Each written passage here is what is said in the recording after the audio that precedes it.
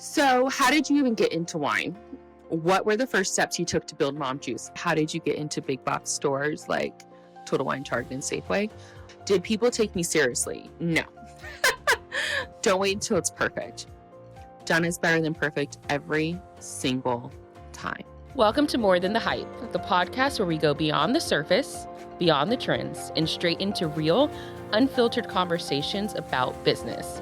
I'm your host, Kristin Taylor. Grab a glass of wine from KT Winery or water because moisture is important, and let's get into it because success is more than just the hype. Hello, beautiful humans. I'm really excited to chat. I kind of got this opportunity serendipitously that I had a speaker, like a guest scheduled. They couldn't make it last minute, so now I get to do a solo, and it's been on my mind for a while because I've been getting this conversation starter via email and DM and LinkedIn and for a long time, and I don't know if I've ever sat down and actually recorded it so I could just send the link or provide the information. I think it's maybe one of the most valuable things based off of the request. When I say I probably get this request 50 times a year, I mean it. So probably more than that. I don't count, but we're going to get into it. I'm going to do a little Q&A about how I got started and how Mom Juice happened. Mom Juice. Okay. Let's get into it. So I compiled out some questions from both you guys on social media, on email, through LinkedIn DMs and everything. And I put it into ChatGPT to create a flow. So there's hopefully a good storytelling aspect to this, but I'm just going to answer the questions and we'll go from there. Okay. Let's get into it. So many of you asked how I got started, what it's like building a product-based business or a wine business or a CPG company, and if I have any advice for entrepreneurs. So today I'm going to answer all of your questions solo style. Let's get into it. So how did you even get into wine? How does one even get into wine is one of the big questions I get. And it's a great question because I didn't know that I'd end up in the wine world. I actually started my career thinking I was going to be an author, specifically a romance novelist or an editor at a magazine like Cosmo, Vogue, etc., but more so in the storytelling. And yes, I am one of those girls that was inspired by Sex and the City. I really liked that lifestyle that Carrie was living. Now, obviously, I understand the economic implications of believing that that's how the world works. But I enjoyed that she could have experiences and write them and other people got to feel it and relate and decide if it had anything to do with them, And I just liked that she could put out how her experiences into the world. I also really appreciate that about authors and novelists because you not only get to escape, but you get to escape within the realm of your mind.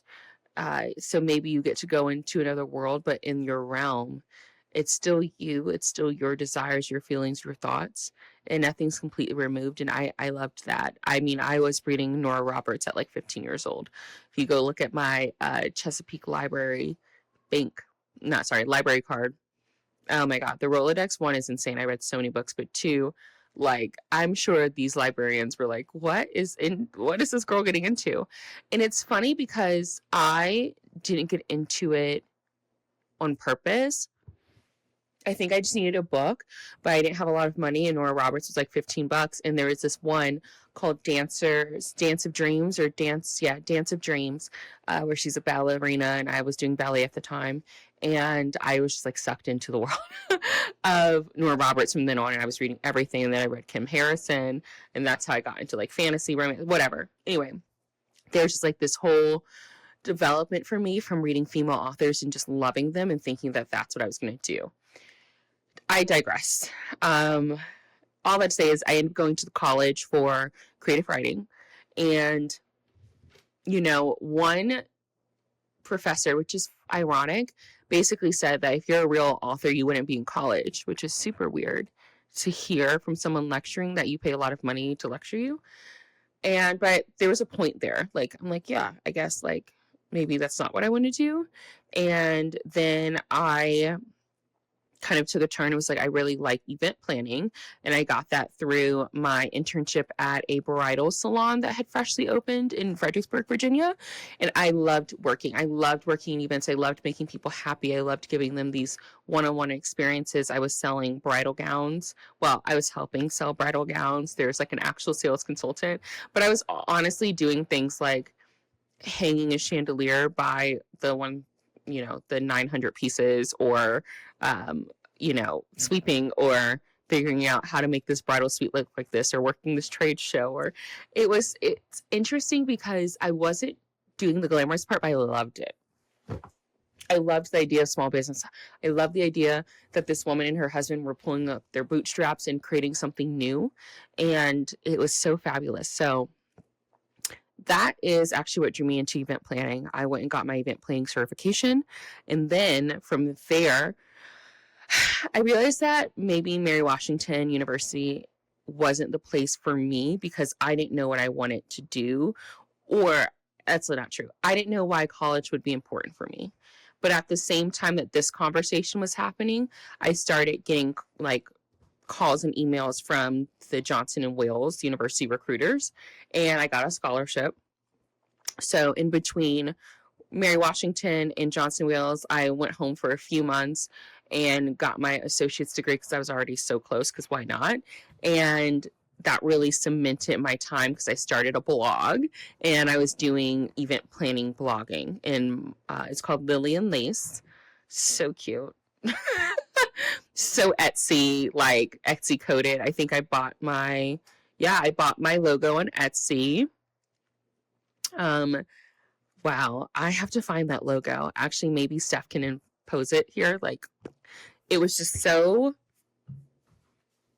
2013, Anyway, so started a blog before I started my business, went to Johnson & Wales, studied event planning basically, and started my business in college.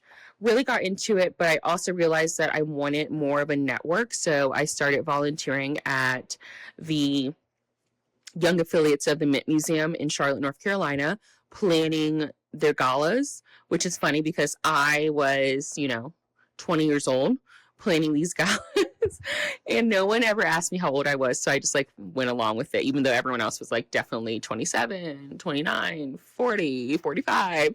And it was just little me, incognito.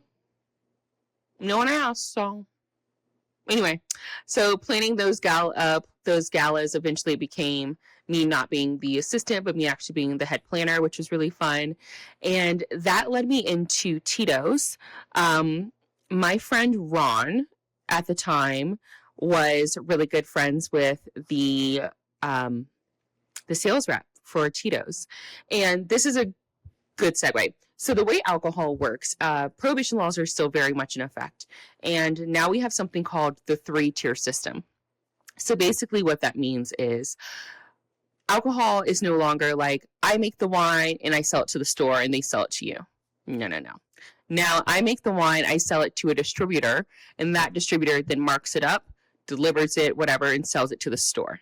So it exchanges hands more than once before it gets to you. That's like how prices are, how they are. That's how the government really gets their hands into taxes and control over that sector. And that's a whole conversation that I will actually bring on a friend in the industry to talk about. But anyway, all that to say is Tito's as a brand has 2 options basically to get their product to market. One, they can sell it through the distributor sales reps, which they do. And then the second thing is they can have a marketing arm where they actually either hire their own sales reps or brand reps, or they go in with a big brand company that represents. So in this case, Tito's was represented by this distributor rep, hey Heather, came to the table to say, hey, I would love to bring this fairly new vodka brand Tito's into your event because we're trying to get more young professionals drinking it. And it's a charity, so I can donate it for free. So obviously I said yes. That is what opened up all the doors for me. I don't know if Ron takes credit for that, but that's what opened up the doors for me. It was like, oh, there are people who do this. This is so crazy. There's like a whole industry here, an underbelly. And then, of course, Heather introduces me to other reps in different parts of the business, representing other brands like, I don't know, Crown Royal or Jack Daniels or Red Bull. Or it was just like, it became an onslaught of me having all these amazing industry friends who taught me about how it works from their perspective. I knew how it worked from an event perspective. I don't think I threw a single event, which is crazy because I threw so many, a single event without a liquor rep involved. Charities were making money from it, brands were getting discovered from it, and I think my audience really loved it, and that's really what prompted my desire behind getting into this space. So fast forward many years, I worked in, I moved from Charlotte, North Carolina after planning events and just realizing I needed a fresh start, which is a whole book. I can't get into that, but I needed a fresh start. And I moved to Denver, Colorado, which is where I currently live, and started working for Sling TV Dish Network at their internal creative agency as like an account manager. Moved from job to job, not in a bad way, but more strategically, and got promotions each time. So from lead account manager to senior account manager to then director of operations. In the middle had some contracting gigs happen, all by building KT Winery. So I left Dish Network and started building KT Winery and started doing that on the underbelly. I think it's really important to say that because I don't own a home. I'm not married and I don't have kids yet, which also means that there's no other person to come in and support me if shit goes down. Like it's me, it's all on me. So the idea of like, I love the idea of start your business, but I didn't come into starting KT Winery with a bunch of wealth. I had gotten my first real job in 2019. Okay. Started KT Winery in 2020 and had a full-time job until March of 2023. Oh my gosh. Wow. So we're in April 10th. April 1st was my last day at that job. Oh, wow. It's been 2 years since I've been full-time. Happy freaking anniversary to me. No, granted, I wasn't paying myself for like 9 months after. I think we were paying me enough to like pay literally my rent sometimes. Other times you couldn't afford it. Wow. That's insane. Sorry, I'm having a moment.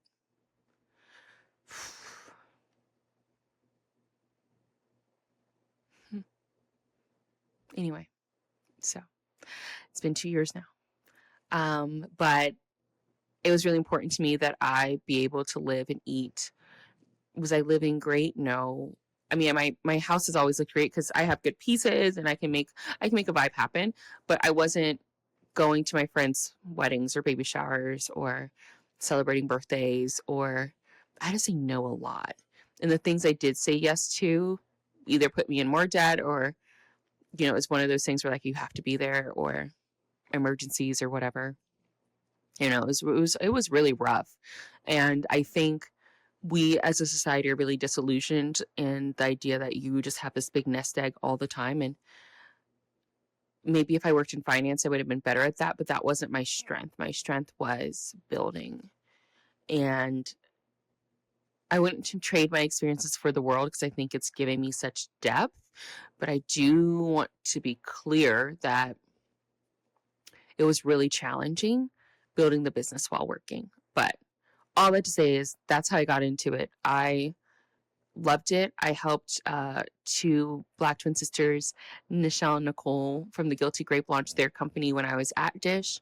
I learned a lot from them in that experience. And I found that I had a different space within the industry, and I wanted to build KT Winery Mom Juice to fill that space. And it's just changed everything about my life. It's one of those things where you do it and you realize that it was destined always. And there was a pull and a push there because nothing happens easy, but it felt right. And it's never not felt right. Even when it was like crying on the floor in the closet hard, it never felt like I wasn't supposed to be doing it.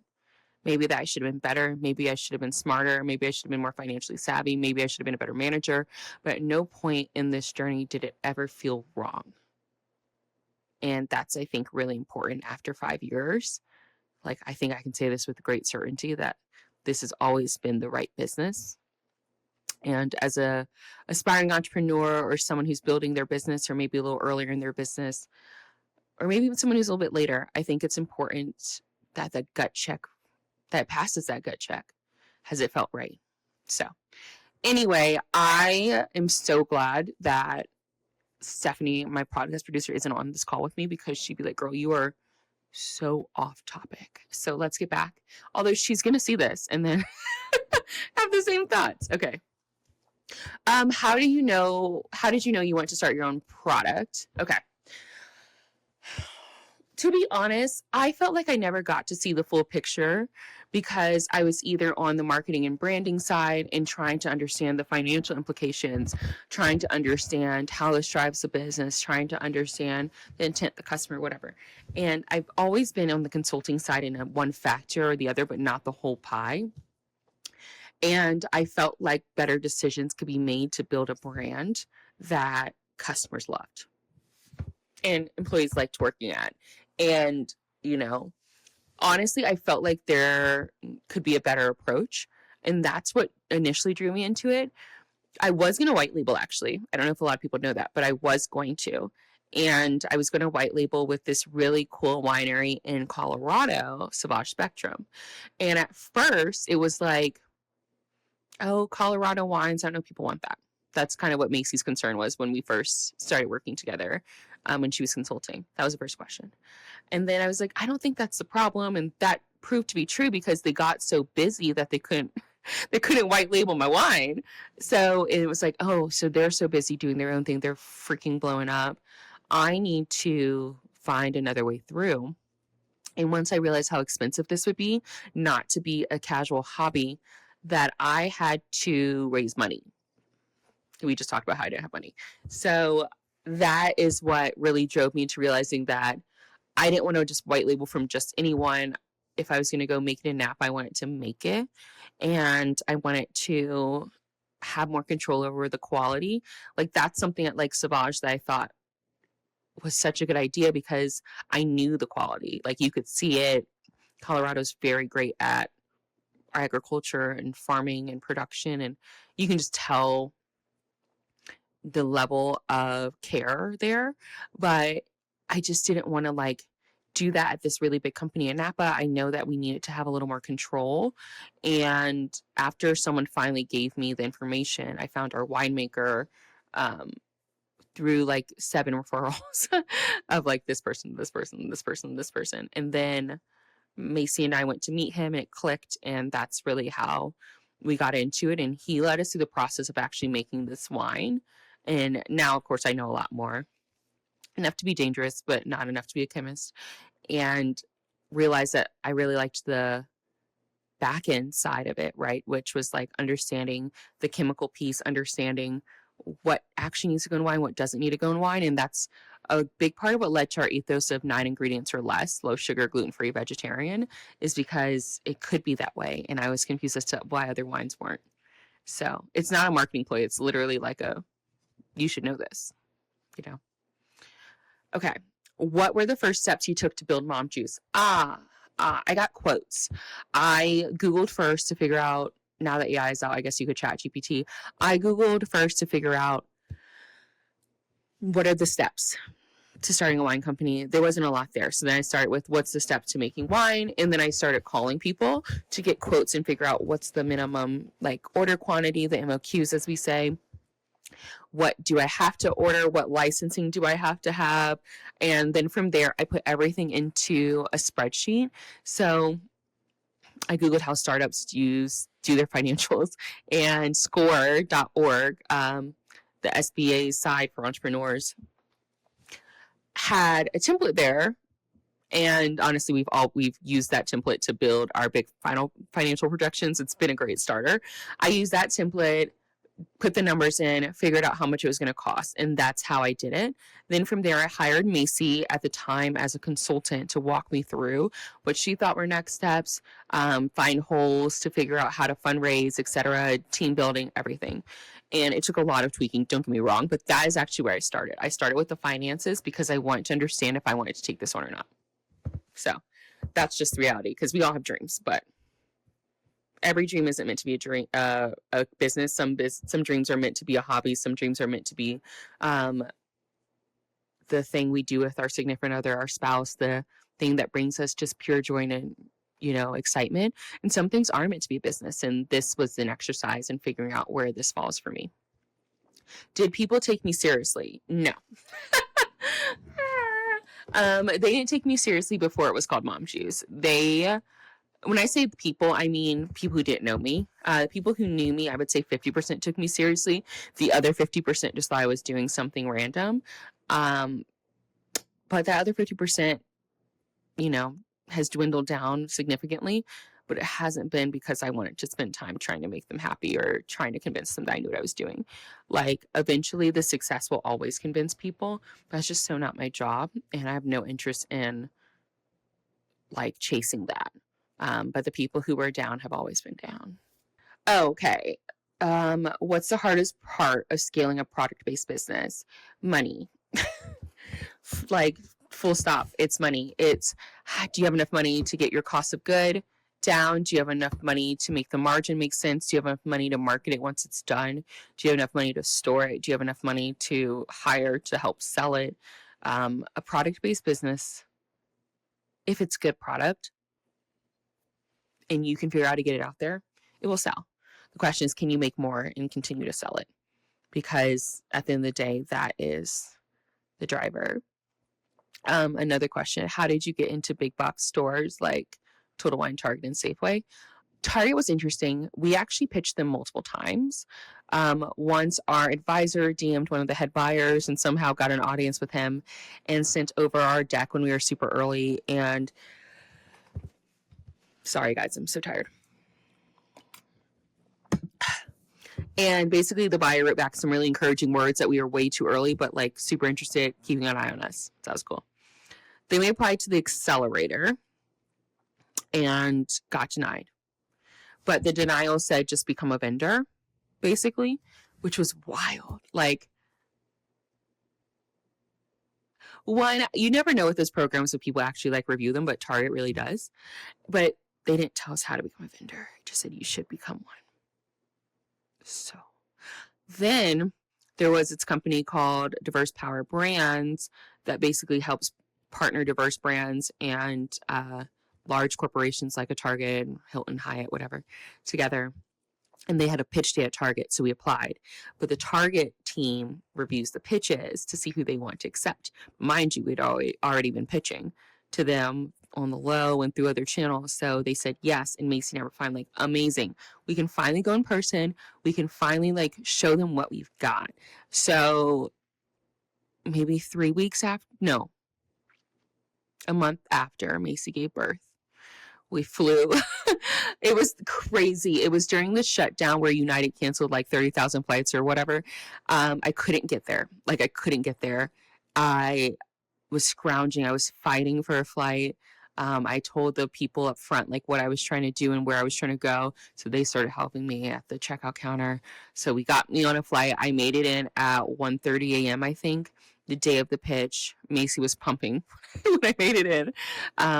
So I get into the hotel, pass out, wake up 5 hours later, get makeup on, and we go. Macy is holding the pump in the bathroom while she pumps. I'm over here putting caffeine solution under my under eye. And we're just okay, we got this. We're going to pitch. And luckily, we have a really great advisory team. So we ran through the pitch with two of them. And Bobby works at Vita Coco and gave us the most important tip I've ever gotten is to print out the presentation. It will cost you money, but I bet you if that thing doesn't work, like the projector behind you, you're going to want it out. Sure enough, the projector suddenly started going out right before our pitch, and the girl before us was like, oh my God. And then Macy and I looked at each other like, oh my God, thank God we spent all this money printing out these presentations. I think it added to the level of professionalism, and it gave me a way to follow along. But anyway, so the pitch went very well, like very well. Macy's very good at like having sidebar conversations where I focus on, you know, the larger. So she had a great sidebar with one of the buyers afterwards, and that really is what helped seal the deal. And then from there, we called our other advisor, Rachel at Urban Skin RX. Her and her COO at Urban walked me through the process of the actual spreadsheet, bidding for pricing, margin, etc. And then on top of that, we had another distributor, not our distributor at the time, but another distributor who was willing to help me figure out the right price point, talking points, figure out the lingo from the alcohol side, because it is really niche. I do think these are the moments where I do say that getting a broker or someone who's done it before is really important, because the paperwork is different, y'all. It's not small business paperwork. It's lingo. It's understanding how stores are scaled, modeled, etc. And I don't know if we would have gotten it without the help, because I wouldn't have known what I was asking for. And, you know, now I do. Okay. What advice would you give to someone who wants to create their own product? My biggest advice is start small, but think really big. You just need to launch one thing. We only launched one thing, and build around it. People are going to pressure you regardless. Like, you should do this, you should do that, you should do that. And you should totally write that down and let that be good feedback. But at the end of the day, you need to be lean. You need to be making sure that you're keeping your cash in reserves. You need to make sure that you have a way to actually market the product once you make it. And sometimes we make all these SKUs and you're just kind of like lost in the sauce. 2, you're going to have to iterate. The packaging is going to have to be adjusted when you get customer feedback. The brand may need to be adjusted. The part of the company, like your selling points, your differentiator, may change once people actually get to try it, buy it, touch it, feel it. And so I think it's really important to start small but think big. Also, people always say know your customer better than you know themselves. If you can get some customer data, if you can build your community before you build your product, that is the most important thing. Can you start with content? Can you start making memes? Can you start having people have conversations so you can learn them? And then also you have someone to launch to. That's really important. And finally, don't wait until it's perfect. Done is better than perfect every single time. You miss 100% of the shots you don't take. Similar in business. You have to get at bat. You have to get at bat. You have to swing the bat. You have to step up to the plate and try. You may strike out a few times, but you may hit a home run. And that's just the name of the game. So thank you for following me on this cruise ship we took together. And whether you're thinking about starting your own thing or you just love hearing the behind the scenes tea, I hope this gives you a little more inspo, maybe to take that big idea you've been sitting on and let it bloom. You've got this. You've got this. And if you have more questions, send them my way. We might just do a part 2. As always, thank you so much for listening. Please remember to rate and review, available wherever you get your podcasts. Please leave a comment below in the podcast area. I also get those and can answer those. Make sure to follow on Instagram at More Than the Hype Podcast, at Kristin.Taylor on Instagram, and at The Wine Slinger on X/Twitter, and pretty much everywhere else. But also, please make sure to subscribe to the newsletter. That is where I send you guys my favorite tips, the favorite things I've been doing, listening to, using, from tools to products to brands. And I just appreciate you guys so much. And to answer the biggest question, would I do it again? Is this building this business worth more than the hype? And the answer is it sure is. Cheers, y'all. That's a wrap for today's episode of More Than the Hype. If you love this conversation, make sure to subscribe and leave a review. It helps way more than you know. Until next time, stay bold, stay real, and keep chasing the hype.